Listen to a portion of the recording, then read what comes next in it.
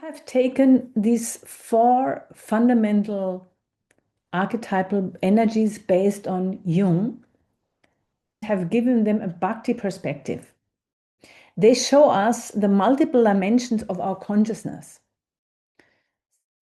So we have 4 archetypal expressions because sovereignty is not only one energy, it needs the balance of 4 specific energies. And in Bhakti, we use them all in our seva. So the first energy or archetype is the warrior. The warrior stands for inner power and boundaries. And you can think of Arjuna as the example of the warrior. And each archetype has a healthy and a shadow expression, which is distorted.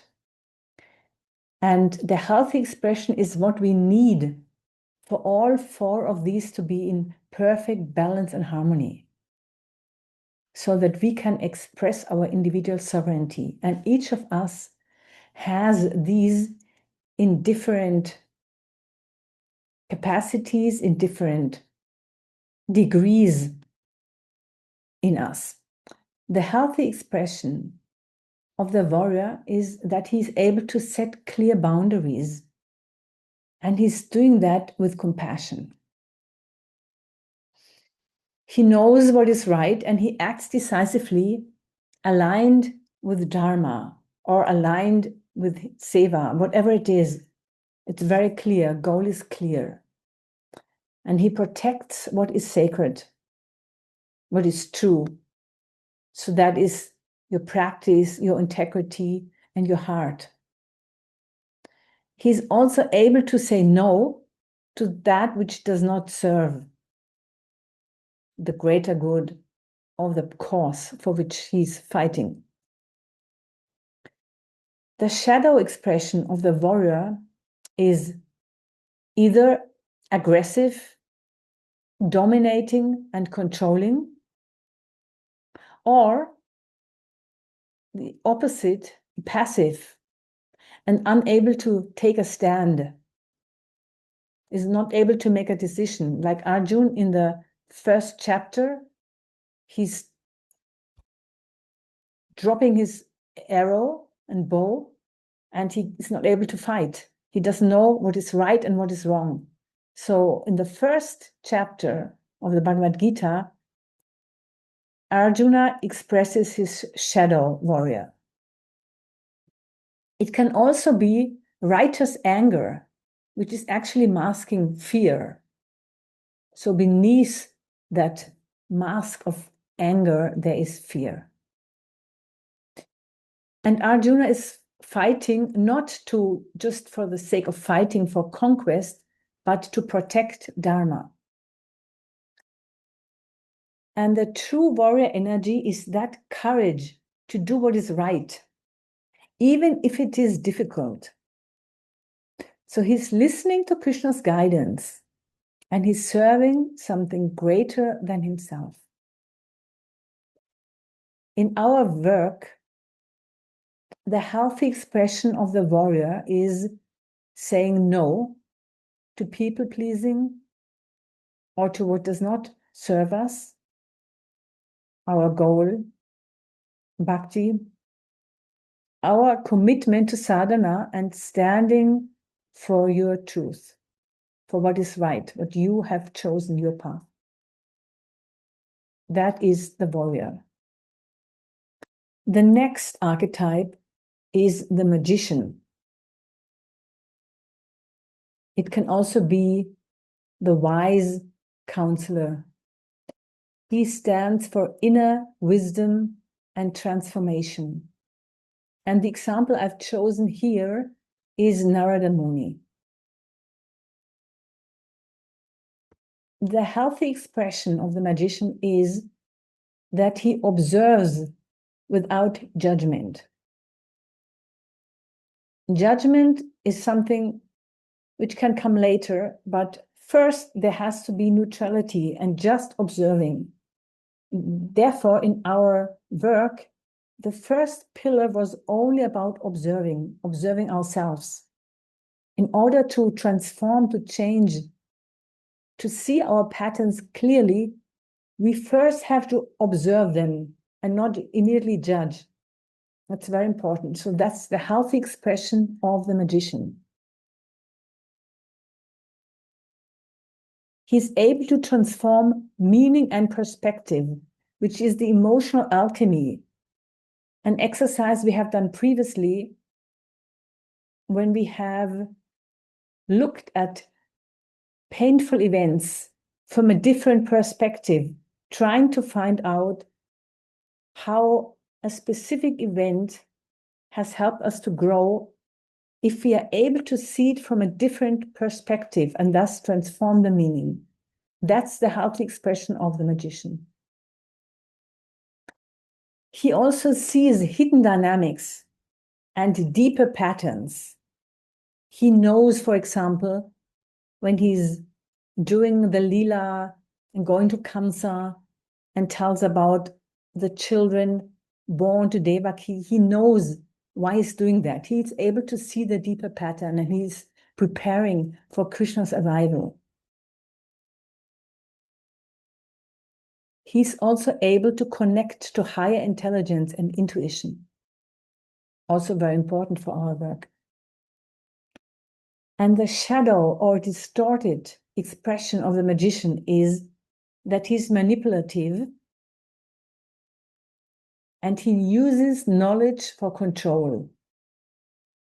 This is something we see too often in today's world. Knowledge is power and that can be misused.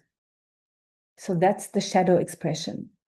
And he's also detached in situations where he should be involved. So not detached in a healthy way, but detached in the sense of he does not care. He's overly intellectual and cut off from the heart. He has no feelings, no connection with his heart.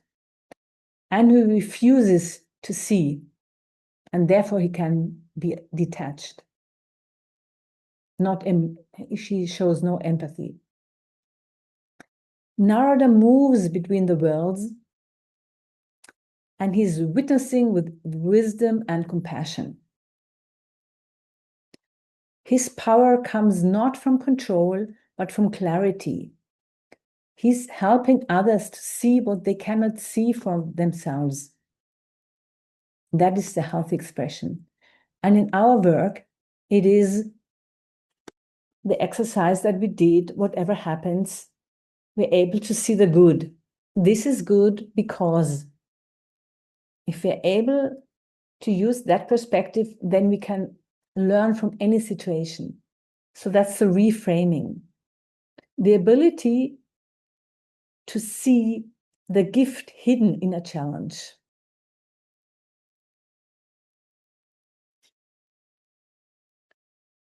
And the third archetype is the lover.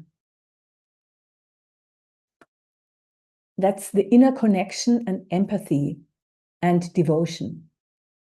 The example here is Radharani and the gopīs. The healthy expression of the lover is that he or she, I just say he, but he obviously stands for she also, especially in the case of Radharani and the gopīs, connect deeply and authentically. The lover feels genuine compassion and empathy and emanates unconditional love. And the lover appreciates beauty and sacredness. The shadow or distorted expression of the lover is codependency. Not having clear boundaries and losing boundaries in service to others, not being aware of that, trying to get something from them, whatever it may be, appreciation, love, acceptance. Another shadow expression is to be addicted to connection, not being able to feel good alone by oneself, or to be cold, numb, and unable to feel, and to be sentimental rather than genuinely loving. Radharani embodies the highest love. She's complete, selfless, and giving entirely for the happiness of the beloved Krishna. And Krishna himself is not one archetype among others. He's the source from whom all these qualities flow. So he's the avatari, the source of all avatars and the source of all archetypes. In our work, the lover stands for the heart and brain coherence, for self-acceptance, the exercise of the inventory of awesomeness, where we are able to appreciate our good qualities in the service, for bhakti, and its genuine compassion. The last of these four archetypes is the sovereign. It stands for inner authority and integration. And the example I've chosen here is Yudhiṣṭhira. A healthy expression of the sovereign is that he balances the other three archetypes. He's calm and centered, and he's grounded in truth. And he acts for the good of the whole, because he understands the whole. And he also holds responsibility without burden. And he likes that. That's his nature. He feels responsible and he sticks to it. He keeps his word. He's truthful. The shadow expression of the sovereign is that he's tyrannical and he's abusing his power. Or he is weak. He's abdicating responsibility because he's not able to rule. And he is disconnected from the consequences of his actions or of his choices.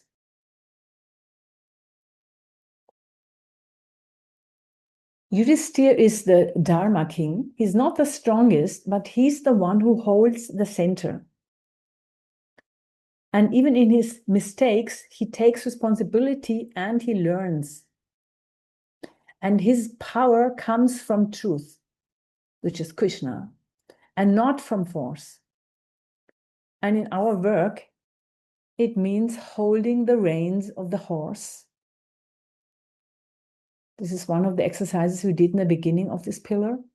Integrating all energies and to move from reactivity to conscious choice. And conscious choice also means taking responsibility for that choice.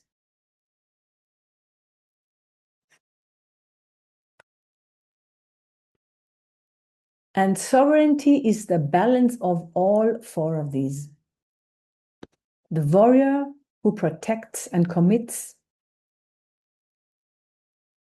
the lover who connects and softens, the magician who sees and transforms, and the sovereign who holds and chooses. And when we are able to balance these four in a healthy expressions, then we hold the reins of our mind, and ultimately the reins of our life, our actions. If you like, you can repeat this affirmation to yourself. I hold the reins of the life entrusted to me, and I choose wisely.